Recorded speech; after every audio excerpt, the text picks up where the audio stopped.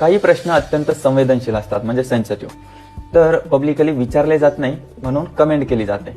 चला आज त्याचं उत्तर देऊयात. प्रश्न आहे की माळ घातलेली आहे आणि माळ घातली तर नियम लागू होतात. बरेच जण म्हणतात हे करता येत नाही, ते करता येत नाही. आता माझं लग्न होईल, मग पत्नीसोबत संबंध ठेवल्याशिवाय गृहस्थाश्रम पूर्ण कसा होईल? मग मी माळ घालून पत्नीसोबत संबंध ठेवू शकतो का? तर हा प्रश्न आहे. तर उत्तर लॉजिकली समजून घ्यायचं की माळकरी लोकांनाही मुलं झालेली आहेत. मग हे अयोग्य कसं असेल? पत्नी तर धर्मपत्नी आहे. भगवंत भगवद्गीतेत सांगतात, कामोस्मी भरतर्षभ, की अर्जुना मी धर्मयुक्त काम आहे. तुम्ही जर माळ घालून व्यभिचार करत असाल तर ते अयोग्य आहे, तो अधर्म आहे. मग पत्नीसोबत संबंध ठेवताना माळ काढायची गरज नाहीये.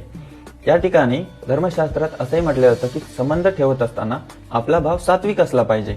भगवंताचं स्मरण केल्याने आपल्याला उत्तम संतती